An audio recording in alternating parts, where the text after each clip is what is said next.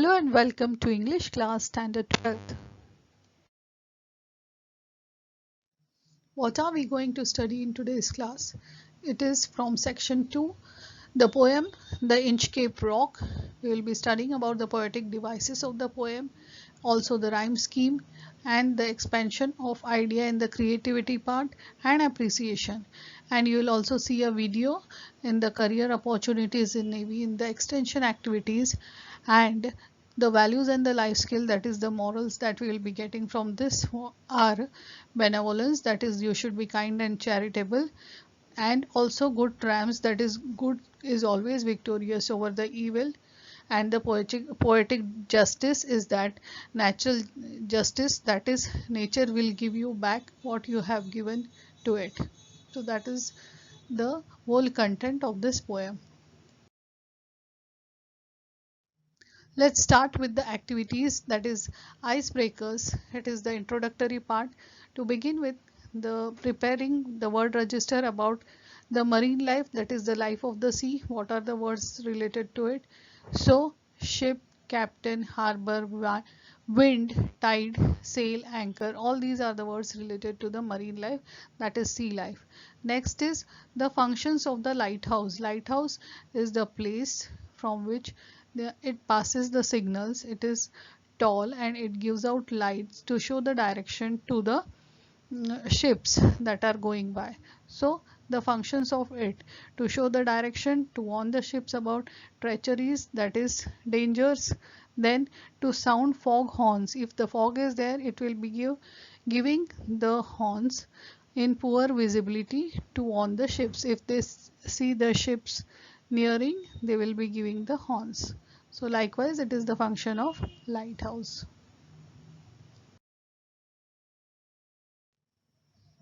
As the title suggests, the Inchcape Rock is a famous rock of Scotland, and likewise the famous rocks that you come across from the internet, you can make a list of it and you can mention the places of it. Next question is about the uh, good work that is done by someone, and the other jealous people, they spoil their work. So this you can write it. Some points I have given you, that is a bright student who is punctual, cheerful and intelligent, and a jealous group, it is trying to spoil his work and they tear off the notes before exam. So this is one of the points that you can write a story about. Next is a few lines are given that show jealousy. As you sow, so shall you reap. Means you will get the fruits of your deeds. Crime gets its own punishment. Wrong things will be punished. What goes around comes around. Means your actions will come back to you. Likewise, you can write the meanings of tit for tat, and evil digs a pit for others but falls into the same. So these are very famous proverbs, you can say. So you can write the meanings of it.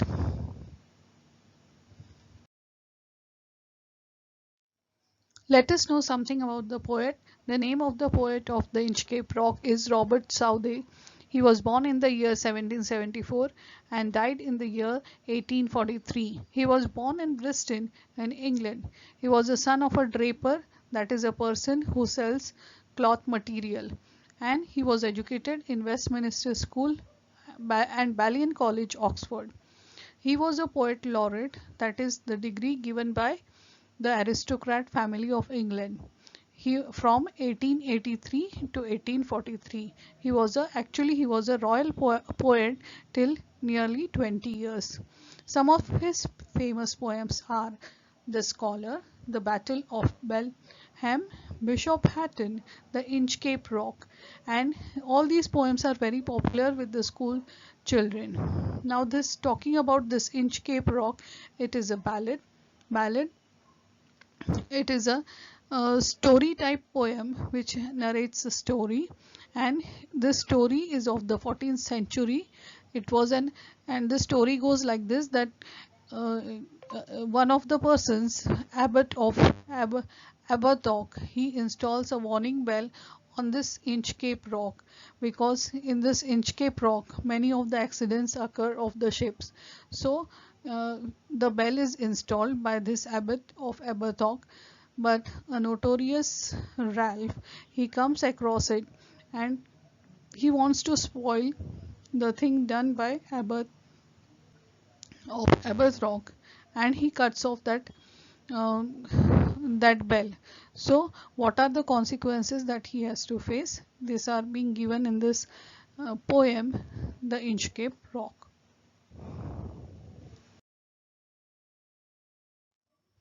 Southey was inspired by the legendary story of a pirate who had removed the bell on the Inchcape Rock that was placed by the Abbot of Aberthock. Now this poem gives us a message that those who do wrong things will meet with due punishment. Means they won't be spared if they are doing wrong. Now let us learn something about the poem The Inchcape Rock. The Inchcape Rock is a ballad. Ballad is a song that tells a story in a dramatic, funny or romantic style, and generally it is a narrative poem which is narrative style of writing.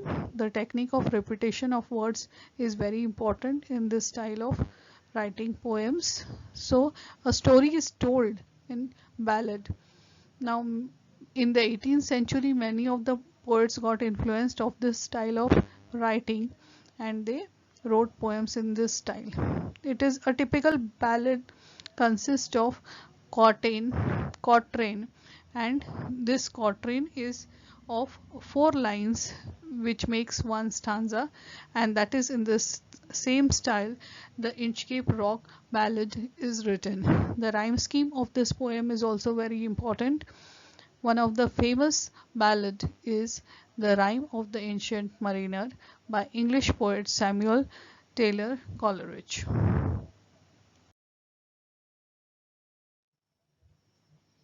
The setting of the Inchcape Rock. This poem is set in the part of the Atlantic Ocean that surrounds Scotland. Now it specifically talks about the sandstone reef, that is the rocks that are coming out of the sea.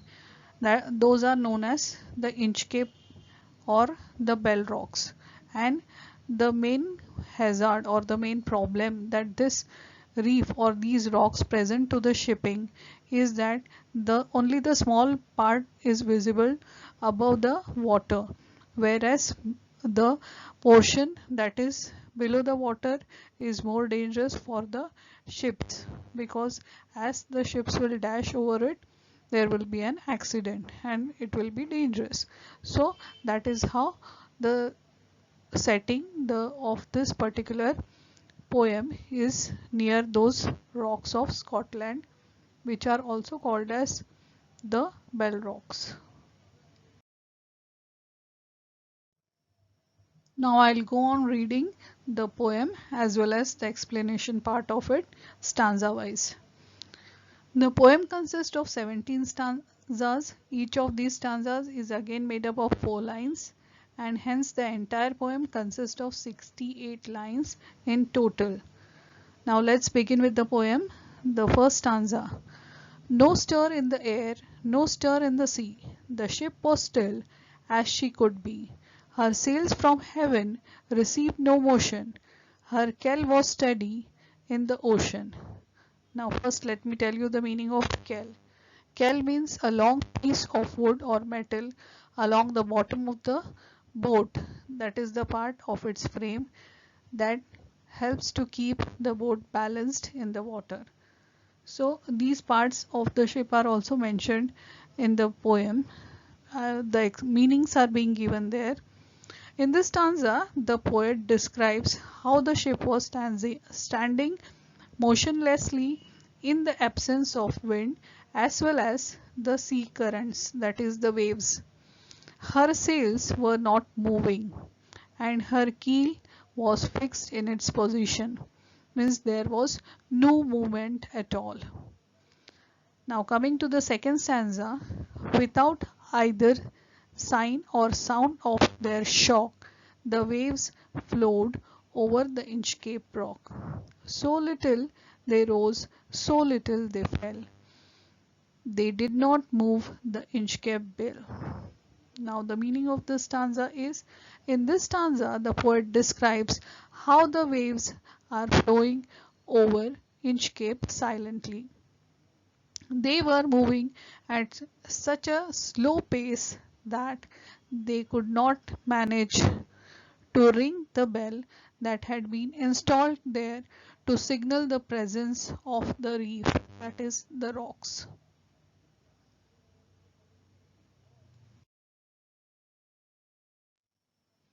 I'll read the poem. The abbot of Abertock had placed that bell on the Inchcape rock. On a buoy in the storm it floated and swung, and over the waves its warning rung. Now in this, the third line of the third stanza contains a word buoy, which means that a floating object anchored in the sea to mark dangerous place. It was marked near the Inchcape rock, so that was floating there. Now the stanza 3, what does it say? In this stanza, the poet reveals that it was a monk, that is a priest, the abbot of Abertock. Abertock is the name of a place, who had installed the bell at the Inchcape on a buoy. In the storm, this buoy would move violently, causing the bell to ring as a warning to all the sailors. Now here he has placed a ring on that particular Inchcape rock, and as that rock, as the waves splashed over the bell, the the bell started to ring. It used to ring, and in this way it was a warning sign to the sailors, and they used to be get alert. Next, in the fourth stanza, when the rock was hid by the surge swell, the mariners heard the warning bell, and then they knew the perilous rock, and blessed the abbot of Abertock. In this stanza, the poet says that when the Inchcape rock was under water, sailors could hear the bell and know of the rock's position in the sea so as to avoid colliding with it. And for this, they hoped that God would reward the abbot who has taken care to place the bell so that there won't be an accident. So, in this way, the sailors used to thank Abbot.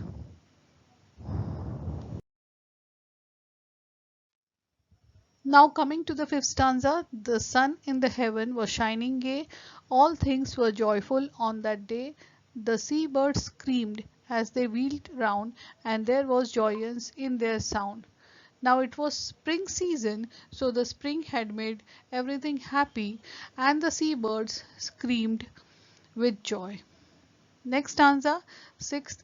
The boy of the Inchcape was seen, a darker speck on the ocean green.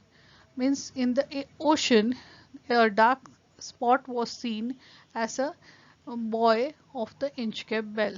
Buoy, that is a marking point. And this point was seen by Sir Ralph Rover. Now the poet has introduced Sir Ralph Rover in this particular paragraph. Who is he? He is a sea pirate, and he sees that warning sign of Inchcape bell, and he has fixed his eyes on that particular spot of Inchcape bell.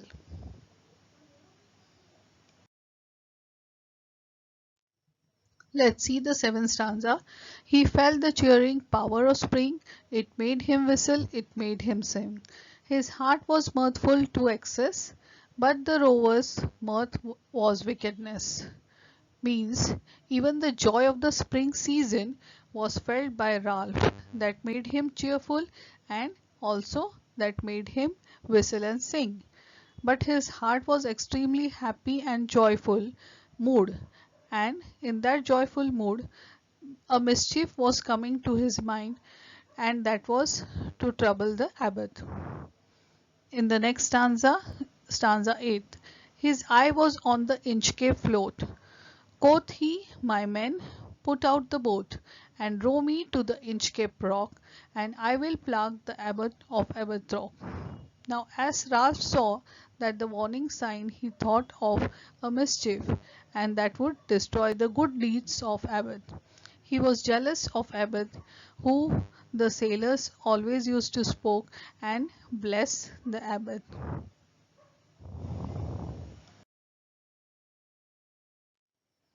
Now, as there was a mischief in the mind of the Ralph, what does he do? Let's see in the stanza 9. The boat is lowered, the boatmen row, and to the Inchcape Rock they go. Sir Ralph bent over from the boat, and he cut the bell from the Inchcape float. Line wise, the boat is lowered, the boatmen row. Means he goes from that big ship of his to from the small boat towards the Inchcape. And in the Inchcape they go towards the Inchcape. Sir Ralph bent from his boat, and he is cutting off the bell from that Inchcape, and he cuts the bell from the Inchcape float. Next stanza. Down sunk the bell with a gurgling sound, the bubbles rose and burst around. Quoth Sir Ralph, the next who comes the rock won't bless the abbot of Aberthrock. Now this whole stanza, it is said that down sunk, as soon as the bell was cut, it went down the sea in a gurgling sound.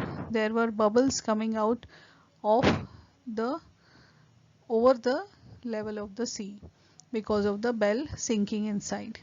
Now after that, Sir Ralph said that next whoever comes from that side and he moves towards the rock, he won't bless the abbot of Aberthrock.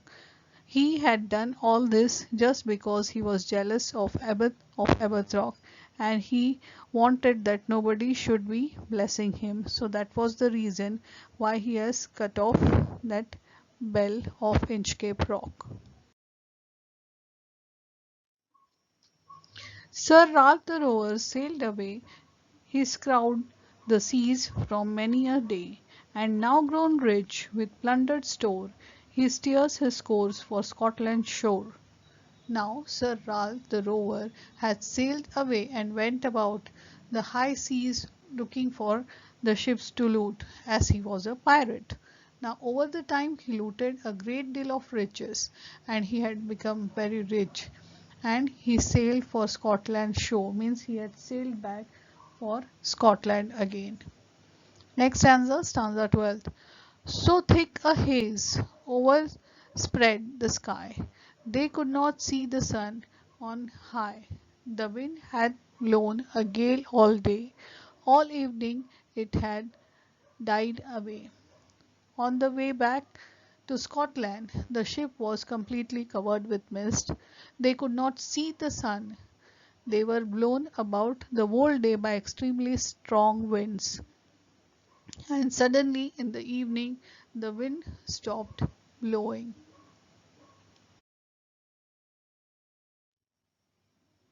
Stanza 13th. On the deck the rover takes his stand. So dark it is, they see no land. Quoth Sir Ralph, it will be lighter soon, for there is the dawn of the rising moon. Sir Ralph stands on the deck but cannot see any land around him. He walked about on his deck, but in the darkness, after the nightfall, they see that there is no sense of direction. They are unable to see any direction. So now Sir Ralph tells his people that once the moon rises, there will be some light for them to see. The moon rise will bring some light. Next stanza, stanza 14. Canst hear, said one, the breakers roar? For me thinks we should be near the shore. Now, where we are I cannot tell, but I wish I could hear the Inchcape bell. One of the sailors in this stanza says that they must be near the shore, since one can hear the waves breaking somewhere nearby. However, without the Inchcape bell, it is impossible to figure out the exact location. This is what they are assuming.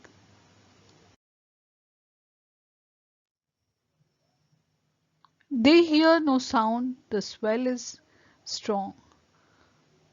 Though the wind hath fallen, they drift along, till the vessel strikes within a shivering shock. O Christ! It is the Inchcape Rock. In this stanza, the ship is moving slowly through the water till it suddenly strikes a large object and its entire structure is shaken, and the crew realizes that they have hit the Inchcape Rock.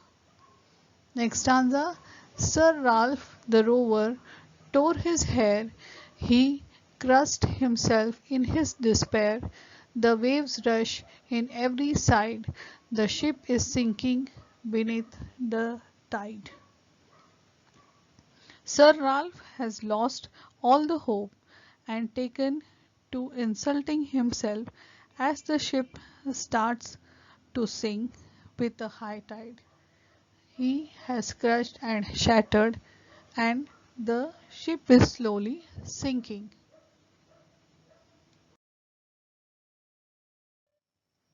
But even in his dying fear, one dreadful sound could a rover hear, a sound as if with the Inchcape bell the devil below was ringing his knell.